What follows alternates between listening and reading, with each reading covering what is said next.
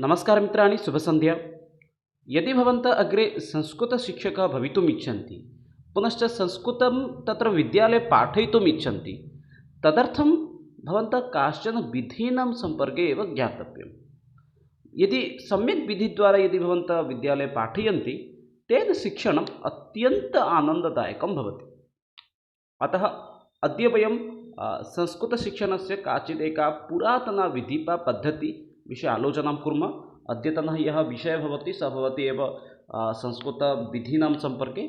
सा विधिः भवति भण्डारकरविधिः इति। नैकाः जनाः अपि तां विधिं व्याकरण अनुवादपद्धतिः इति अपि वदन्ति। बहुत्र भण्डारकरी इति भवन्तः पश्यन्ति, अनेकत्रापि व्याकरण अनुवादपद्धतिः इति अपि पश्यन्ति।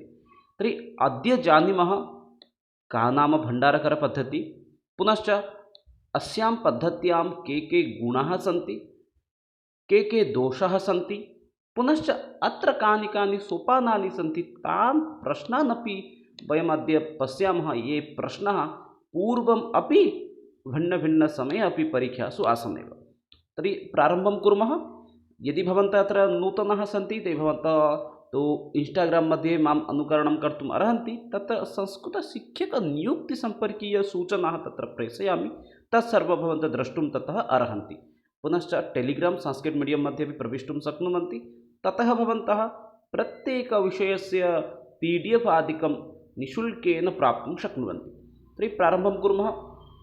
भाषाशिक्षणविधीनां विषये यदि पश्यामः, तत्र द्विधा विधिः अस्ति। इत्युक्ते विधिद्वयं मुख्यतः प्रचलति। एका अस्ति प्राचीनविधिः, अपरा एका या विधिः अस्ति सा विधिः भवति नवीनविधिः। इत्युक्ते प्राचीनकाले इत्युक्ते गुरुकुलशिक्षादानं समये काश्चन पद्धत्यः आसन् एव, ताः भवन्ति एव प्राचीनविधिः इति। तर्हि प्राचीनविधिमध्ये के पद्धतयः सन्ति एकवारं पश्यन्तु। प्राचीनविधिमध्ये भवन्तः परम्परागतविधिः द्रष्टुम् अर्हन्ति। मौखिकविधिः, पारायणविधिः, प्रश्नोत्तरविधिः, कथाकथनविधिः, व्याख्याविधिः, भण्डारकरविधिः। इत्युक्ते प्राचीनविधेः अन्तिमं सोपानं यदस्ति तदेव उच्यते किं, भण्डारकरविधिः इति। एतेषां पद्धतीनां विषये लघुरूपेण एव स्वल्पेन कालेन एव सूचयामि। अग्रे अनन्तरं भण्डारकरविधिविषये वदामि। परम्परागत इत्युक्ते पारम्परिकगुरुकुलेषु या पद्धतिः प्रचलति सा पद्धतिः उच्यते एव परम्परागतविधिः इति। द्वितीया अस्ति मौखिकविधिः। पारम्परिक एतत् इतोपि किञ्चित् स्पष्टतां करोमि। परम्परागत इत्युक्ते गुरुकुलेषु तत्र मौखिकशिक्षणं प्रचलन् आसीत् एव, तदेव किम् उच्यते, परम्परागतविधिः इति। परवर्ती समये अस्ति मौखिकविधिः। मौखिकविधिमध्ये एव मौखिककार्यकलापः भवति। परवर्ती समये अस्ति पारायणविधिः। यथा भवन्तः पश्यन्ति गुरुकुलेषु रामचरितमानसस्य पारायणं भवति, भिन्नभिन्न विषयाणां पारायणं भवति, अष्टाध्यायी ग्रन्थानां पारायणं भवति, तद् उच्यते पारायणविधिः। तत्र छात्राः प्रातःकाले उत्थाय नाम किं गुरुकुलेषु विभिन्नविषयाणामपि पारायणं कुर्वन्तः आसन्। एवं प्रकारेण अन्तिमे या विधिः भवति सा विधिः भवति भण्डारकरविधिः इति। अग्रे एतस्मिन् विषये चर्चां कुर्मः। कदाचित् अन्यस्मिन् समये एतेषाम् अन्येषां विधीनां विषये विस्तृततया वयम् आलोचनां कुर्मः एव। प्रारम्भिकसमये पश्यन्तु, एतत्तु प्राचीनविधिसम्पर्कः आसीत्। नवीनविधिम् इदानीं पश्यन्तु। नवीनविधिमध्ये प्रत्यक्षविधिः अस्ति, पाठ्यपुस्तकविधिः अस्ति, विश्लेषणविधिः अस्ति, संयुक्त अथवा समाहारविधिः अस्ति। एताः विधयः नवीनविधिमध्ये समागच्छन्ति। प्रत्यक्ष परोक्ष इत्यादीनां विषये भिन्नरूपेण चर्चां कुर्मः। किन्तु अस्माकं सिलेबस् मध्ये पश्यामः चेत् काः पद्धतयः सन्ति इत्युक्ते व्याकरण अनुवादपद्धतिः अस्ति, परोक्षपद्धतिः, प्रत्यक्षपद्धतिः, आरोहपद्धतिः, अवरोहपद्धतिः, अन्वयपद्धतिः। अद्य वयं व्याकरण अनुवादपद्धतिविषये चर्चां कुर्मः। अग्रिमदिनेषु अन्येषां। तर्हि भारतीयशिक्षाव्यवस्थाम् एकवारं पश्यन्तु। प्राचीनमठेषु मन्दिरेषु परम्परागतविधीनां शिक्षणं पूर्वं प्रचलन् आसीत्। तत्रापि टोल् इति अपि अभवत्। इदानीमपि संस्कृतटोलादिकं सन्ति एव।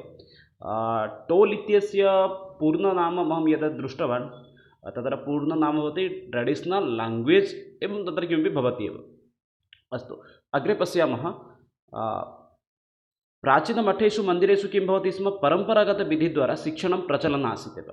अन्यस्मिन् पक्षे इत्युक्ते भारते परवर्ती समये यदा आङ्ग्लजनाः आगच्छन्ति, ते किं कृतवन्तः, नाम प्रारम्भिकसमये ते किं कृतवन्तः, यदि भारते यदि वयं शासनं कर्तुं शक्नुमः तदर्थं किम् आवश्यकं, शिक्षाव्यवस्थायां परिवर्तनं करणीयम्।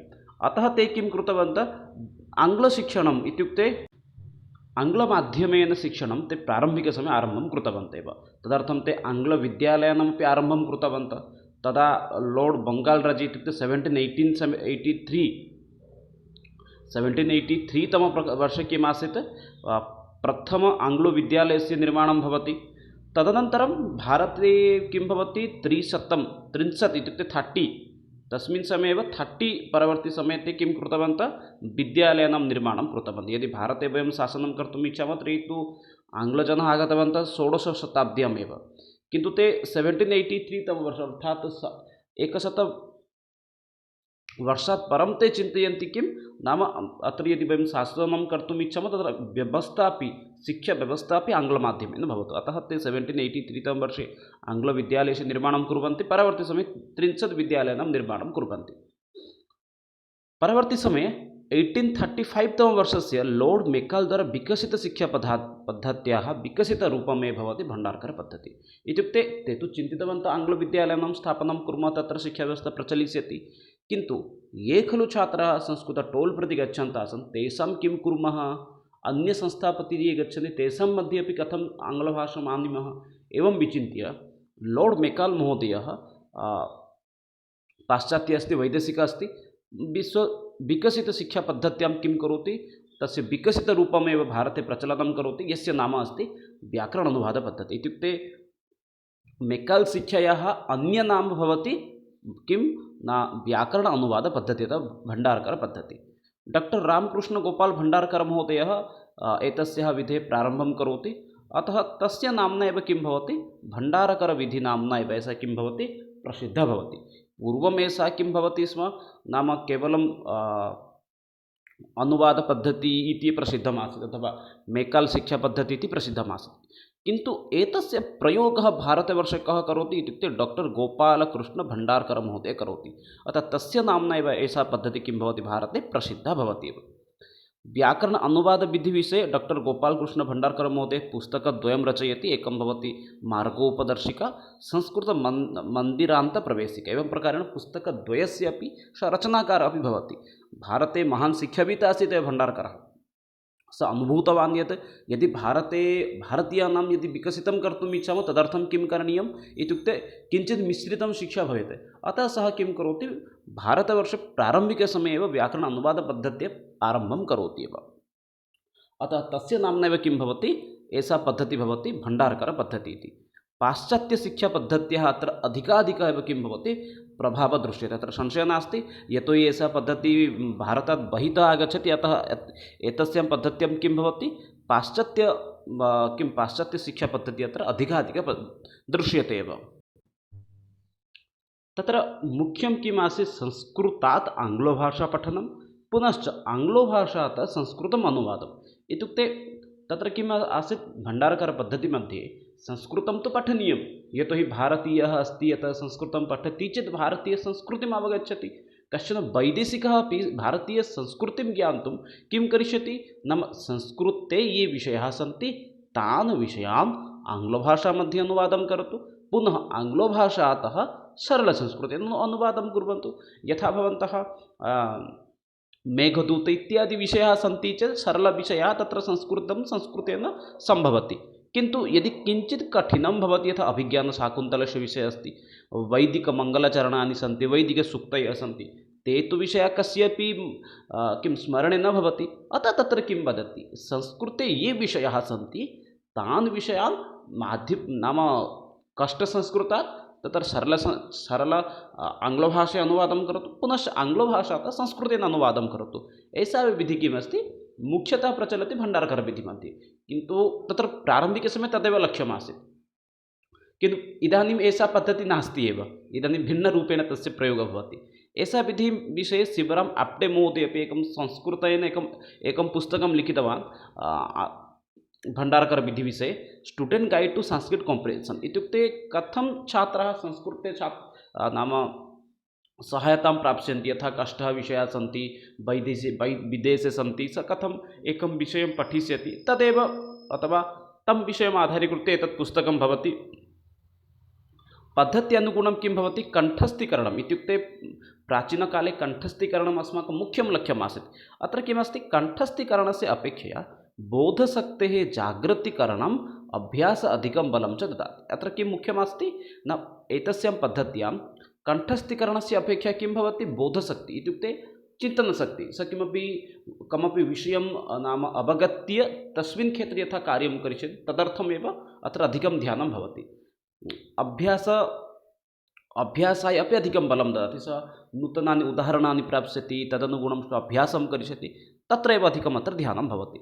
इत्युक्ते एतस्यां पद्धत्यां किम् अस्ति, पूर्वम् अस्माकं मुख्यं लक्ष्यं किम् आसीत्, गुरुकुलेषु कण्ठस्थीकरणं, तत्र छात्राः वेदां मन्त्राणां कण्ठस्थीकरणं तस्य अर्थस्य अवगच्छतु अथवा न अवगच्छतु, मन्त्राणां कण्ठस्थीकरणं, पाणिनि अष्टाध्यायीग्रन्थस्य कण्ठस्थीकरणम्, एतत् सर्वं कण्ठस्थीकरणं तेषां लक्ष्यम् आसीत्। किन्तु इदानीं तत् किम् अस्ति नाम, अत्र एतस्यां पद्धत्यां किम् अभवत्, कण्ठस्थीकरणस्य अपेक्षया बोधशक्तेः विकासः कथं भविष्यति, एकं विषयं छात्रस्य अवगमनं कथं भविष्यति, एतेषु विषयेषु एव तस्य किम् अस्ति न, मुख्यं लक्ष्यमेव अस्ति।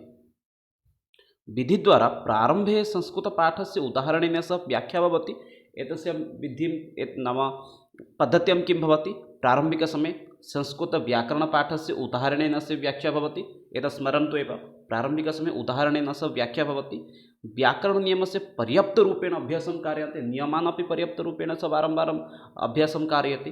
अभ्यासाय पुनश्च नूतनशब्दः अपि तत्र ददाति। इत्युक्ते विधिमध्ये किं भवति, व्याकरणं यदि पाठयितुम् इच्छति चेत् व्याकरणस्य उदाहरणस्य व्याख्या करोति, परवर्ती समय नियमस्य पर्याप्तरूपेण अभ्यासं कारयति, पुनश्च अभ्यासाय अपि नूतनः शब्दः अपि ददाति एव। व्याकरणनियमविधिविषये भण्डारकरमहोदयस्य एव तत्र 4 सोपानानि सन्ति। इत्युक्ते सः वदति, यदि अनुवादशिक्षणविधिविषये चर्चा करणीया अस्ति चेत् 4 सोपानानि सन्ति, अथवा तस्य अनुवादविधिः वा व्याकरणभण्डारकरविधिः 4 भागेषु विभक्तः। एकम् अस्ति मातृभाषाविधिः, द्वितीयमस्ति पुस्तकविधिः, दुभाषीयविधिः, पुनश्च तुलन एवं अनुवादविधिः च। एवं प्रकारेण 4 भागेषु एतद् विभक्तं भवति। मातृभाषाविधिः, पुस्तकविधिः, दुभाषीयविधिः, तुलन एवं अनुवादविधिः, एवं प्रकारेण 4 भागेषु एषा विधिः किं भवति, विभक्ता अस्ति एव। एतस्यां पद्धत्यां के गुणाः सन्ति एकवारं पश्यन्तु एव। एतस्यां पद्धत्यां उत्तमगुणः इत्युक्ते अनया विधया किं भवति, स्थूलतः सूक्ष्मं प्रति, सरलात् कठिनं प्रति, एवं प्रकारेण अस्माकं गमनं भवति। इत्युक्ते अत्र स्थूलं किम् अस्ति, यः विषयः अस्माकम् अवगमनं न भवति सः विषयः स्थूलः अस्ति। यथा वैदिकमङ्गलाचरणानि, वैदिकमन्त्राः स्थूलः कष्टानि सन्ति, अत्र ट्रान्स्लेशन् भवति, अतः ते सर्वे किं भवन्ति, सूक्ष्मं भवन्ति। अतः स्थूलात् सूक्ष्मं प्रति गमनं। पुनश्च किं वदति, सरलात् वयं गच्छामः, इत्युक्ते अनुवादम् अभवत् चेत् सः विषयः अस्माकं कृते सरलः भवति, सरलतः वयं कठिनं प्रति गच्छामः। एवं प्रकारेण पुनश्च अग्रे किं वदति, ज्ञाततः अज्ञातं प्रति। ज्ञाते इत्युक्ते अनुवादद्वारा सः विषयः अस्माकं सरलः भवति, अतः ज्ञाततः कुत्र गच्छामः, अज्ञातं प्रति वयं गच्छामः। पुनश्च मनोवैज्ञानिकनियमान् विषये अपि अत्र ध्यानं ददाति। अतः एषा विधिः किमस्ति, मनोविज्ञानी पद्धतिः इति नाम्ना अपि प्रसिद्धं भवति। मनोविज्ञानी विधिः अपि जनाः वदन्ति, यतोहि अत्र विषयस्य अवगमनं यदा भवति तदा एव सः अग्रे कार्यं करोति। छात्रः विषये तस्य धारणा अभवत्, अतः सः तस्मिन् विषये एव अधिकं कार्यं करोति। अतः मनोविज्ञानिकी पद्धतिः इति नाम्ना अपि प्रसिद्धं भवति। कठिननियमान् परित्यक्त्वा सरलवर्गीकरणं प्रस्तुतं कुर्वन्ति। अत्र इतोपि किं भवति, कठिननियमान् परित्यक्त्वा, अत्र ये कठिनाः नियमाः सन्ति तान् परित्यजति एव, रटनम् इत्यादि कार्यं परित्यक्त्वा सरलवर्गीकरणम् अत्र प्रस्तुतं करोति एव। दोषाः के सन्ति, मुख्यतः यतोहि अत्र किं भवति, अनुवादः भवति, अतः संस्कृतेन भाषणस्य श्रवणस्य विकासः न भवति। यदि भवन्तः ट्रान्स्लेशन् मेथड् द्वारा पाठयन्ति, तत्र संस्कृतस्य श्रवणं न भवति, भाषणं न भवति, अतः तेन किं भवति, संस्कृतस्य एव हानिः भवति। यां कामपि भाषां भवन्तः पाठयन्ति, यदि तया भाषया यदि किं न कुर्वन्ति, यदि शिक्षादानं न भवति, तस्य भाषायाः प्रयोगे यदि न भवति, ते किम् उच्यते, तस्य भाषया एव लाभः न भवति। अत्र संस्कृतस्य शब्दानाम् उच्चारणं न भवति, तथा भाषणे गति प्रवाह इत्यादि न भवति, अतः संस्कृतसाहित्यस्य अत्र अभावः भवति। यथा संस्कृतं यदि भवन्तः मातृभाषा ओडिया भाषा पाठयन्ति, तेन किं भवति तत्र बहु न्यूनः व्यवहारः भवति संस्कृतस्य। अतः संस्कृतस्य उच्चारणं न भवति, संस्कृतेन धाराप्रवाहः प्रवाहः इत्युक्ते गत्या एव श्रवणं भाषणम् आदिकं न भवति एव। अत्र अनया पद्धतिद्वारा किं भवति, श्रवणस्य पुनश्च भाषणकौशलस्य विकासः न भवति। अनुवादस्य उपरि अधिकबलं ददाति, अतः मूलभाषा स्वस्य एव किं तत्र वक्तुं शक्नोमि, मूलभाषा स्वस्य स्थानमेव परित्यजति। अतः इमे केचन दोषाः सन्ति। इदानीं केचन प्रश्नाः सन्ति, ये प्रश्नाः पूर्वेषु परीक्षासु अपि आसन्, तान् इदानीं चर्चां कुर्मः। अधिलिखितेषु का प्राचीनतमपद्धतिः अथवा विधि? व्याकरण अनुवादविधिः, हर्वटीय पद्धति, पाठ्यपुस्तकपद्धति, प्रत्यक्षपद्धति। पश्यामः चेत् सम्यक् विकल्पत्र किं भवति न, व्याकरण अनुवादपद्धति प्राचीनतमपद्धतिः भवति। अधलिखितेषु का प्राचीनतमविधिः?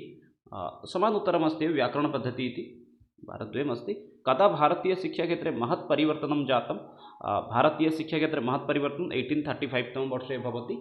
तत्र मेकाल् शिक्षायाः प्रारम्भः भवति।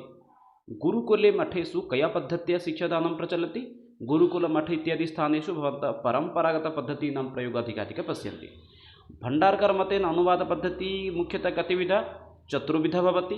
एतत् महत्त्वपूर्णप्रश्नः अस्ति, अतः एतस्य उत्तरमपि अस्माकं ज्ञातव्यं। मातृभाषाविधिः, पुस्तकविधिः, दुभाषीयविधिः, पुनश्च तुलना अनुवादविधिः। एवं प्रकारेण किं भवति, भण्डारकरमतानुसारम् अनुवादपद्धतिः चतुर्षु भागेषु व्यक्तं भवति।